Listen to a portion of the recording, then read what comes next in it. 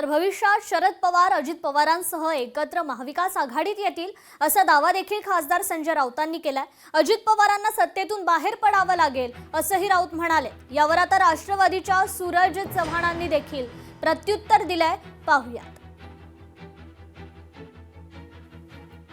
शरद पवार हे अजित पवारांसह महाविकास आघाडीत येतील असं काय विचार कर की शरद पवार आणि अजित पवार हे एकत्रित महाविकास आघाडीमध्ये म्हणजे अजित पवारांसह महाविकास आघाडीत असेल ना। कारण शरद पवार हे आमच्याबरोबर आहेत, त्यांचा पक्ष महाविकास आघाडीत आहे।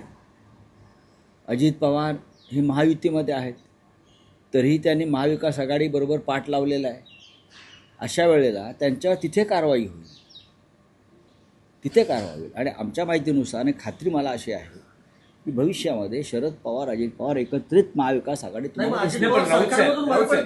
त्यांना पडावं लागेल। दोन दगडावरती पाय कसे ठेवणार? त्यांना काहीतरी एक सोडावं लागेल ना, किंवा काहीतरी एक स्वीकारावं लागेल। संजय राऊत स्वतः 4 दगडावर पाय ठेवतात। म्हणजे सुरुवातीला काँग्रेसच्या दगडावर पाय ठेवला, नंतर राज ठाकरेंच्या पक्षावर पाय ठेवला, नंतर आता वंचित बरोबर मध्यंतरी युती केली होती। आता काही दिवसानंतर MIM सोबत देखील युती करायला ते मागे पुढे बघणार नाहीत। असं 4 दगडावर पाय ठेवणारे कोण आहेत? तर उभाटा गट आणि संजय राऊत आहेत। त्यामुळे त्यांनी 2 दगडाच्या भाषाच करू नये। राहिला प्रश्न अजितदादांचा, तर अजितदादा पवार हे महायुतीचे घटक पक्ष आहेत। अजितदादांबद्दलची कितीही स्वप्न तुम्ही बघितले की ते महाविकास आघाडीमध्ये येतील, तर ते अजिबात होणार नाही।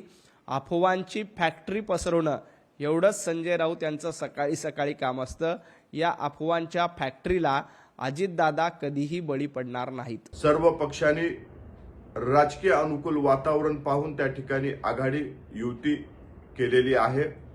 राष्ट्रवादी काँग्रेस पक्ष अनेक ठिकाणी भारतीय जनता पार्टी सोबत, शिवसेनेसोबत महायुती म्हणून लढतोय। काही ठिकाणी घड्याळी सोबत आणि तुतारी एकत्र लढते। हा निर्णय स्थानिक पातळीवरच्या राजकीय परिस्थितीनुसार झालेला निर्णय आहे। राष्ट्रवादी काँग्रेस पक्ष कालही महायुतीमध्ये होता, आजही महायुतीमध्ये आहे आणि उद्याही महायुती सोबत राहील। तर राज्यात गुलामांचा बाजार भरलाय। गुलामांच्या राज्याचे बादशाह दिल्लीत आहेत। खासदार संजय राऊतांनी हा हल्लाबोल केलाय। ठाकरे बंधूंच्या विचारांची दिशा एकच असल्याचं देखील राऊत म्हणाले। इथे गुलामांचा बाजार भरलेला आहे हे आम्ही रोज सांगतो। म्हणून काही माणसाच्या मताला, विचारांना आणि जगण्याला काही किंमतच ठेवली नाही। सर्व काही पैशानं, तोही भ्रष्ट पैसा तोलला जातो। म्हणजे भारतीय जनता पक्षाचे जे मांडलिक राजे आहेत एकनाथ शिंदेसारखे, ते सुद्धा स्वतःला या राज्याचे बादशाह समजून या गुलामीच्या बाजारामध्ये बोली लावत आहेत।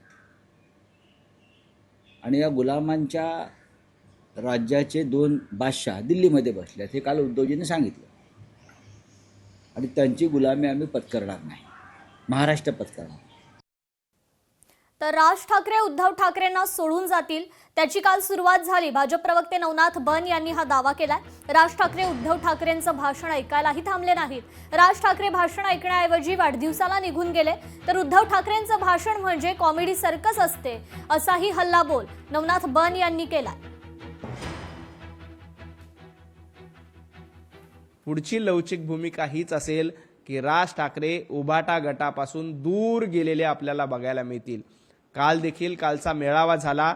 राज ठाकरे मेळाव्यामध्ये आपलं भाषण संपल्याबरोबर निघून गेले। त्यांनी कारण सांगितलं का वाढदिवसाचं।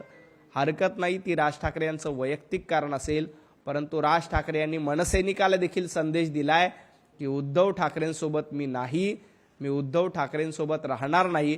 हा संदेश काल देखील राज ठाकरे यांनी एका संदेशातून आणि एका संकेतातून दिलेला आहे।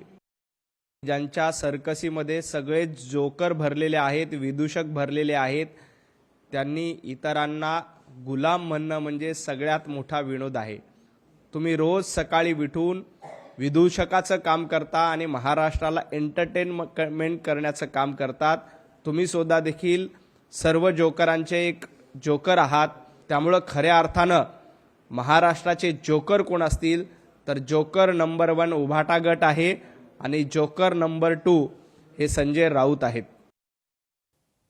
तर किशोरी पेडणेकरांच्या गटनेते पदावरून ठाकरेंच्या शिवसेनेत मात्र नाराजी पसरली आहे। दोनदा महापौरपद भूषवलेल्या पेडणेकरांना पुन्हा संधी दिल्यानं ही नाराजी व्यक्त करण्यात येते। अनेक ज्येष्ठ नगरसेवक असताना पेडणेकर यांना संधी दिल्यानं ही नाराजी आहे। हे अगोदरच महापौर म्हणून त्यांचा निर्णय झाला होता, बेस्ट चेअरमॅन म्हणून पण त्यांचा निर्णय झाला होता। पण एक गोष्ट नक्की आहे की आता ज्या अर्थी पक्षाने काही विचारपूर्वक करूनच ही आखणी केलेली आहे आणि मला असं वाटत नाही की ह्याच्यामध्ये कोणाचीही नाराजगी आहे। काल तुम्ही बघितलं असेल की गटस्थापना करत असताना सर्वच जी लोक ज्यांचा उल्लेख काही वर्तमानपत्रातून अफवा पसरवण्याचं काम काही लोक करतात ते सर्वच लोक एकत्रित होते। पक्षप्रमुखांचा आदेश आल्यानंतर कोणालाही त्याबद्दलची कुठचीही नाराजगी किंवा कुठच्याही बद्दलचं ब्रशब्द देखील कोणी असं विचारणा करण्याचं काम केलं। लोकशाही मराठी ऐका, पहा, जागरूक रहा।